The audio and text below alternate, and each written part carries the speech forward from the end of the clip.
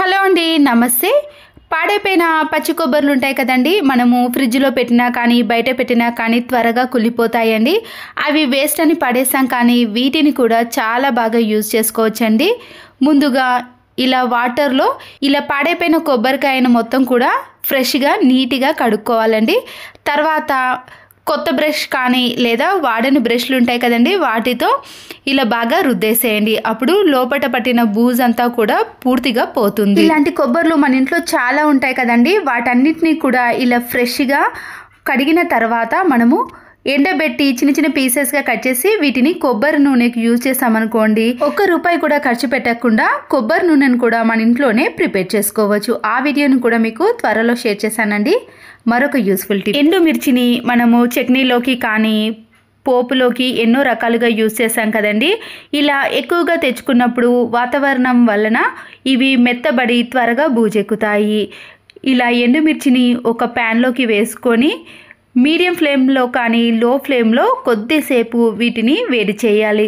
అటు ఇటు తిప్పుతూ బాగా వేడి చేసిన తర్వాత స్టవ్ ఆఫ్ చేసేసి ఇవి చల్లారిన తర్వాతనే మనము కవర్లో కానీ ఏదైనా బాక్స్లో వేసుకొని బయట పెట్టేసినా కూడా ఎన్ని రోజులైనా సరేనండి, ఎండుమిర్చి అనేది పాడవకుండా మన డబ్బులు అనేవి సేవ్ అవుతాయి. ఇంట్లో కానీ బయట ఏదైనా స్వీట్ తెచ్చుకున్నప్పుడు మనము ఇలాంటి బాక్స్లో స్టోర్ చేసుకున్నప్పుడు త్వరగా చీమలు కానీ లేదా ఏవైనా చిన్న చిన్న పురుగులు అనేవి వచ్చేసాయండి. అప్పుడు త్వరగా పాడైపోతుంది కదా. ఇలా ఒక గిన్నెలో కొన్ని వాటర్ని వేసుకొని దాంట్లో మనము స్వీట్ చేసిన బాక్స్ను అందులో పెట్టేసామనుకోండి, చీమలు అనేవి దీని దగ్గరికి దరి చేరకుండా ఉంటాయి. ఒకవేళ ఇదంతా ప్రాసెస్ అనేది అవసరం లేదు అన్నప్పుడు మన ఇంట్లో చిల్లీ వెనిగర్ కానీ వైట్ వెనిగర్ ఉంటుంది కదండి, ఆ వెనిగర్ని ఏ బాక్స్లో అయితే స్టోర్ చేసుకుంటున్నామో ఆ బాక్స్ చుట్టూ కూడా ఇలా వెనిగర్ని డ్రాప్స్గా వేసి పూర్తిగా అప్లై చేయండి. ఇలా పూర్తిగా అప్లై చేయటం వలన ఈ ఘాటైన స్మెల్కి చీమలు కానీ ఏ పురుగులు కూడా ఈ బాక్స్ చుట్టూకు రాకుండా ఉంటాయి. నచ్చితే లైక్ చేయండి. ఫేస్కి వాడే పౌడర్ ఉంటుంది కదండి, ఈ టాల్కమ్ పౌడర్ని కొద్దిగా ఒక బౌల్లోకి కొంచెం వేసుకున్నాక దీంతో పాటు పసుపు ఉంటుంది కదండి, దాన్ని కూడా 1 స్పూన్ వరకు వేసుకోవాలి.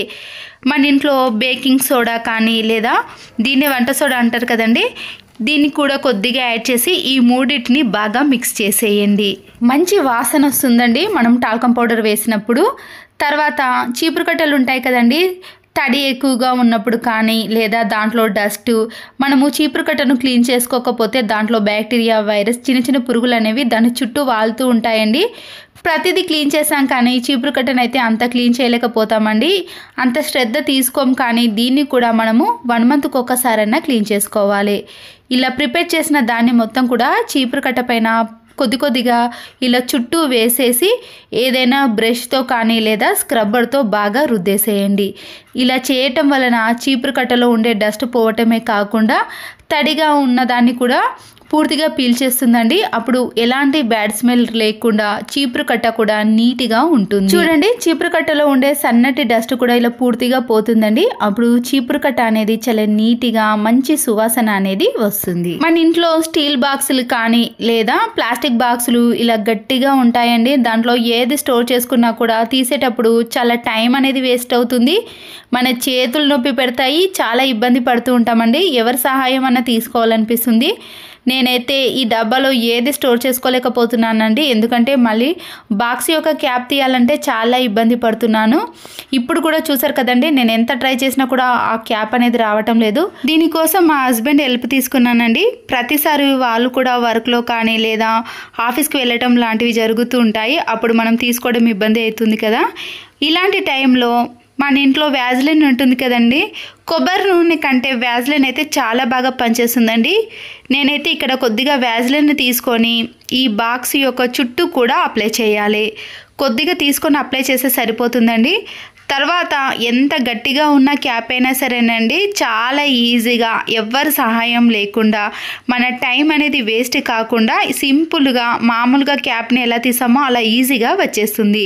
మీకు ఇక్కడ చూపిస్తున్నాను చూడండి, వ్యాజ్లిన్ పెట్టిన తర్వాత ఇలా గట్టిగా తిప్పేసామనుకోండి క్యాప్ అనేది లూజ్ అయిపోతుంది. ఇంతకు ముందు దీంట్లో నేను ఏది స్టోర్ చేసుకోలేనండి, ఎందుకంటే క్యాప్ అనేది చాలా ఇబ్బంది పడుతుందని. ఇప్పుడు ఇలా వ్యాజ్లిన్ అప్లై చేసిన తర్వాత దేన్ని స్టోర్ చేసుకున్నా కూడా ఈజీగా తీసుకోవచ్చు. తీసుకోవచ్చు. కాటన్ ఉంటుంది కదండి, మీరు కాటన్ని ఇలా చిన్న చిన్న పీసెస్గా ఎన్నైనా తీసుకోవచ్చండి మన యూజ్ని బట్టి. నేను ఇక్కడ రెండింటిని తీసుకొని డెటాల్ ఉంటుంది కదండి, డెటాల్ని ఒక 4-5 డ్రాప్స్ కానీ ఈ కాటన్ పైన వేసేయండి. ఈ ఘాటైన స్మెల్కి కిచెన్లో బొద్దింకలు కానీ బల్లులు కానీ ఆ ప్లేస్లో అస్సలకే తిరిగేయండి. రాత్రి అయితే కిచెన్లో బల్లులు కానీ బొద్దింకలు కానీ బాగా తిరుగుతాయండి. మనము ఏదైనా వంట చేసి అది పెట్టేసినా కూడా దాని లోపలికి కూడా వెళ్ళిపోతాయి. తర్వాత హెల్త్ ఇష్యూస్ కూడా వస్తుంటాయి కదా. అలాంటి ప్రాబ్లం లేకుండా ఉండాలంటే ఈ ఘాటైన స్మెల్ని మనము కిచెన్లో ఎక్కడైతే తిరుగుతున్నాయో ఆ ప్లేస్లో పెట్టేసామనుకోండి, వాటి బెడద అనేది అస్సలకే ఉండదు. అల్లంపై ఉండే పొట్టును చాలా సింపుల్గా మన చేతులు అనేది నొప్పి పెట్టకుండా తీయాలంటే ముందుగా వాటర్లో ఒక 1/2 అవర్ పాటు బాగా నానబెట్టేసామనుకోండి, దానిపై ఉండే మట్టి అనేది పూర్తిగా పోతుంది. పొట్టు తీసే పీలర్ ఉంటుంది కదండి, ఇలా వీడియోలో చూపించిన మాదిరిగా పీలర్తో మనము అల్లం వెల్లుల్లిపై ఉండే పొట్టును తీసామనుకోండి, చాలా ఈజీగా వచ్చేస్తుందండి. కొద్ది గ్యాప్ ఉంటుంది కదండి, ఆ గ్యాప్లో కూడా ఈ పీలర్తో తీసేయచ్చు. నేనైతే ఎప్పుడైనా సరేనండి, ఎన్ని కేజీలు తెచ్చుకున్నా సరే అల్లంపై ఉండే పొట్టును తీయాలంటే ఈ చిన్న టిప్ని అయితే ఫాలో అవుతానండి. ఎన్ని కేజీలు అయినా నేనైతే చిటికలో తీసేస్తాను. నాకైతే ఎక్కువగా పని అనేది అస్సలకే అనిపించదండి. చూసారు కదండి, చాలా ఫ్రెష్గా నీట్గా ఎక్కడ కూడా పొట్టు అనేది కనిపించకుండా ఈ పీలర్ సహాయంతో తీసేయచ్చు. అల్లం మధ్యలో ఇలాంటి గ్యాప్ ఉంటుంది కదండి, ఇలా షార్ప్గా ఉన్న దాంతో తీసేసామనుకోండి, ఎక్కడ కూడా అల్లంపై పొట్టు అనేది అసలుకే కనిపించదు. చాలామంది అల్లంపై ఉండే పొట్టును తీయాలంటే ఇలాంటి టీ జాలిని కానీ లేదా నైఫ్ను స్పూన్ వాడతారు కదండి. ఇలాంటి స్టీల్ జాలితో తీసినప్పుడు బాగానే వస్తుందండి దానిపై ఉండే పొట్టు, కానీ మధ్యలో అక్కడక్కడ గ్యాప్ ఉంటుంది చూడండి, ఆ గ్యాప్లో మాత్రం ఈ స్టీల్ జాలిని అస్సలకే వాడలేమండి. మళ్ళీ నైఫ్ని కానీ స్పూన్తో కానీ యూజ్ చేయాల్సి వస్తుంది. ఇలా పీలర్ని అయితే మనము ఏది యూజ్ చేయకుండా ఇలా ఒక పీలర్ సహాయంతో ఎన్ని కేజీలైనా పొట్టును ఈజీగా తీసేయచ్చు.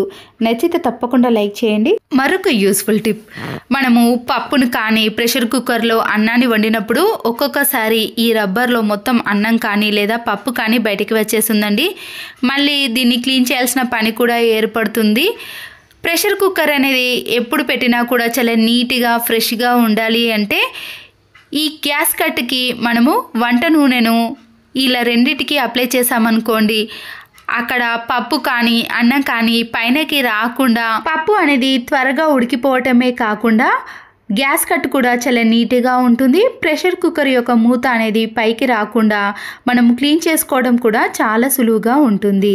ఒక టిష్యూ పేపర్ని కానీ లేదా ఏదైనా కాటన్ క్లాత్ని తీసుకొని ఇలా చిన్న చిన్న పీసెస్గా కట్ చేసుకోవాలి. ఇప్పుడు దీంట్లో మనము పసుపు ఉంటుంది కదండి, ఒక స్పూన్ వరకు పసుపును వేసుకోవాలండి. మనకి ఎన్ని కావాలంటే అన్నిటిని ప్రిపేర్ చేసుకొని వీటిని ఇలా చిన్నగా మలుచుకొని రబ్బర్ బ్యాండ్ను కానీ లేదా దారాన్ని కానీ చుట్టేసుకోవాలి. రైస్లో పురుగులు అనేవి ఇలా ఎక్కువగా పడుతున్నప్పుడు మనము టిష్యూ పేపర్లో ప్రిపేర్ చేసుకున్న పసుపు ఉంది కదండి, ఇది యాంటీబయాటిక్గా పనిచేస్తుంది కాబట్టి దీంట్లోకి పురుగులు అనేవి రాకుండా ఉంటాయి. స్కూల్కి వేసుకునే సాక్సులు కానీ ఆఫీస్కి వెళ్ళే వాళ్ళు సాక్సులు వేసుకున్నప్పుడు వాటిని ఎంత వాష్ చేసినా కూడా ఒక్కొక్కసారి అనేది స్మెల్ వచ్చినప్పుడు మన ఇంట్లో టాల్కం పౌడర్ ఉంటుంది కదండి, లేదా మంచి సువాసన వచ్చే స్ప్రే కానీ లేదా ఏదైనా వేసుకోవచ్చండి. నేనైతే ఇక్కడ స్ప్రేని వేసి మనము బాక్స్లో కానీ కబోర్డ్లో కానీ ఎక్కడ పెట్టేసుకున్నా కూడా మంచి సువాసన వస్తుందండి. ఎన్ని రోజులు వాడినా కూడా బ్యాడ్ స్మెల్ లేకుండా ఫ్రెష్గా ఉంటాయి. బెల్టులను కానీ వైర్లను కానీ మనము హ్యాంగర్కి వేసుకున్నప్పుడు వీటిని ఇలా రౌండ్గా చుట్టేసి అలాగే పెట్టేసామనుకోండి, స్పేస్ అనేది ఎక్కువగా తీసుకుంటుంది. ప్రతిసారి వీటిని మళ్ళీ ఇలా మడత పెట్టుకోవాల్సిన పని కూడా ఏర్పడుతుంది కదండి. అయిపోయిన కోల్గేట్ పేస్టులు ఉంటాయి కదండి, వాటిని వేస్ట్ అని పడేస్తాం, కానీ వాటిని నీట్గా క్లీన్ చేసుకున్న తర్వాత చివరి భాగాన ఇలా హోల్ చేసుకొని బెల్టులను కానీ ఇలా పెద్ద పెద్ద వైర్స్ ఉంటాయి కదండి, వాటిని ఈ కోల్గేట్ పేస్ట్లో పెట్టేసామనుకోండి, స్పేస్ అనేది చాలా తక్కువగా తీసుకుంటుంది, చూడడానికి కూడా చాలా నీట్గా కనబడుతుంది. పిల్లల జీన్ ప్యాంట్స్ కానీ లేదా మందంగా ఉండే ఎలాంటి క్లాత్లైనా సరేనండి, శారీస్ కానీ డ్రెస్సులు కానీ మనము ఒక్కొక్కసారి వాటిని మిషన్ పైన స్టిచ్చింగ్ వేసినప్పుడు కూడా మిషన్ సూది అనేది విరిగిపోతుందండి. మనము చేత్తో కుట్టినా కూడా ఇలాంటి సూదిలైనా సరేనండి, అవి వంకర అవ్వటం కానీ లేదా నీడిల్ అనేది షార్ప్గా లేనప్పుడు గట్టిగా ప్రెస్ చేసి స్టిచ్చింగ్ వేయటం లాంటివి జరుగుతూ ఉంటాయండి. ఇలా ఏదైనా మనము మందంగా ఉన్న క్లాత్ను స్టిచ్చింగ్ వేసేటప్పుడు నెయిల్ కటర్ యొక్క వెనుక భాగాన ఇలా షార్ప్గా ఉంటుందండి. దాన్ని మనము నిడిల్ని ఇలా గట్టిగా 2-3 సార్లు అటు ఇటు తిప్పేసామనుకోండి, నిడిల్ అనేది షార్ప్నెస్లోకి వస్తుంది. అప్పుడు ఎంత మందంగా ఉన్న డ్రెస్సులు కానీ శారీస్ ఏదైనా సరేనండి, ఇలా కుట్టేసామనుకోండి మనకి పని అనేది ఎక్కువగా అనిపించదు. చాలా సింపుల్గా మామూలు క్లాత్ మీద ఎలా స్టిచ్చింగ్ వేసుకుంటామో అలా స్టిచ్చింగ్ వేసేయచ్చు. ఇక్కడ బటన్ అనేది లేదు కదండి, నేనైతే ఇక్కడ స్టిచ్చింగ్ వేసి చూపిస్తున్నాను చూడండి. ఎక్కువ శ్రమ పడకుండా మన చేతులు అనేవి నొప్పి పెట్టకుండా ఎంత మందంగా ఉన్న క్లాత్ పైన స్టిచ్చింగ్ అయినా వేసుకోవచ్చు. ఒక నెయిల్ కటర్ ఉంటే చాలండి, ఎలాంటి క్లాత్నైనా స్టిచ్చింగ్ వేసుకోవచ్చు. నచ్చితే తప్పకుండా ఒక లైక్ చేయండి, మీ ఫ్రెండ్స్కి రిలేటివ్స్కి షేర్ చేయండి. Thanks for watching.